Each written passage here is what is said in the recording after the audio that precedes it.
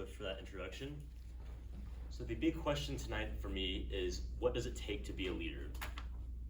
Now, I'm sure we can all think of a few right off the top of our head. Michael Jordan, Bill Gates, Steve Jobs, maybe something on a more personal level to you, such as a parent, a boss, a coach, maybe a past teacher that you had. And I'm sure, like I said, we all have some examples, probably multiple ones that come to mind that we think of, wow, it's a great leader. But what do all these people have in common? So when I was kind of reading up on what is a leader, first I had to try to define what a leader really is. And if you're looking at it online, or just if you have your own opinions on what it takes to be a leader, what is a leader, you can come up with 1,000 different definitions. But actually what Toastmasters had to offer, I thought did a really good job of wrapping it up in just a few characteristics. So what they said is, you must be an effective communicator, lead by example, optimistic, be open-minded, and demonstrate integrity. And I think all of these things together are really important, because you can't be just one or two of those things and be a good leader. You have to have all of those things combined and really excel in all those things. So for example, being an effective communicator, if you have a great idea, a great plan that you want to get a team to get behind, you can't get them to follow that plan if you can't convey it well to them. You have to be able to convey your ideas. And I think probably most importantly in my example, or in my opinion, is leading by example, which is just like servant leadership. I'll get into that a little bit later. Immediately when I read that one, I thought of Michael Jordan. Him or Kobe Bryant would do anything that it took to win a basketball game.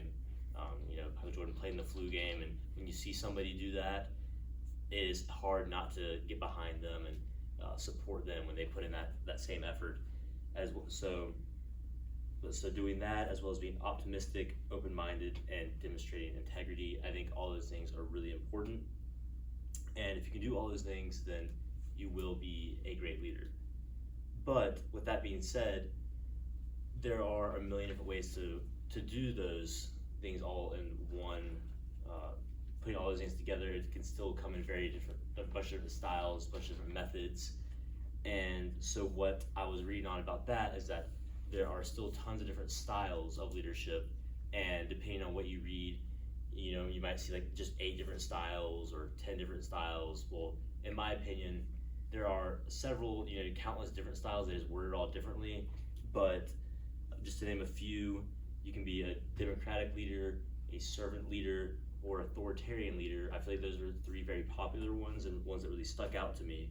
But it is important to have a general idea of what most of these styles are, because it is very important that you will have your own preferred style, but are able to convey your skills, your leadership skills in all those different styles.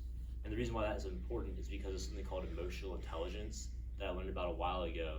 And for those of you that don't know what emotional intelligence is, it is basically the ability for you to read and pick up on somebody else's mood or personality, or just how they act or how they're feeling that day, and not only be able to pick up on it, but be able to comprehend how your emotions and how you are acting is going to affect how they are acting.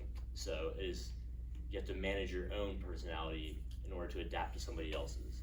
And that is exactly what goes into being a leader. You want to mirror how your employees or your players or your teammates or coworkers, whatever it may be, you want to mirror how they are. So for example, if somebody is a quiet person that doesn't have a lot to say, then you might have to take more of an authoritarian position on them in a way, but also don't come off too aggressively.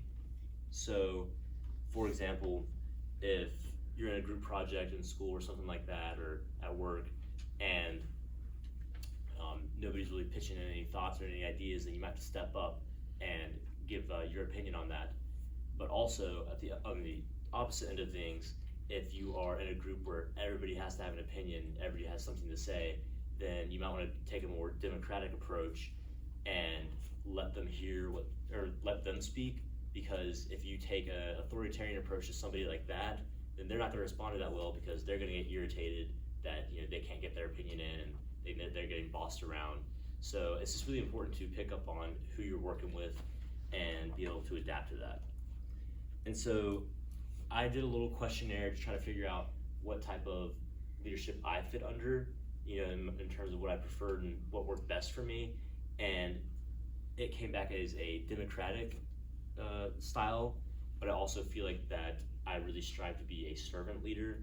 And I feel like I've done that in a couple different portions of my life, playing sports, being a team captain for my football team as well as my track team. And then after sports, I was actually a manager for a little bit. And just getting those experiences, I could see where that being emotional intelligence really played a big role, because especially as my time as a manager, I could see where me going for the democratic style was just not going to work with some of these employees that I had. Some of them you just have to say, hey, like, this is how it's going to be done. It's got to get done this way. Whereas other ones had to hear them out a little bit and consider their thoughts a little bit more. So I think it was really important for me to be able to learn who I was personally, and I think that really helped me, and I think it's really good for everybody else to do that as well.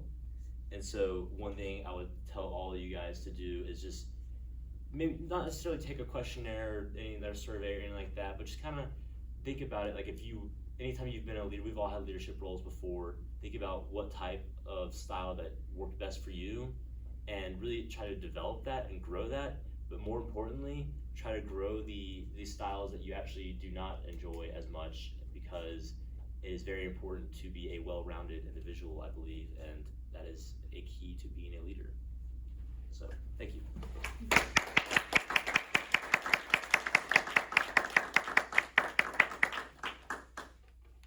My approach to leadership is called chaos theory.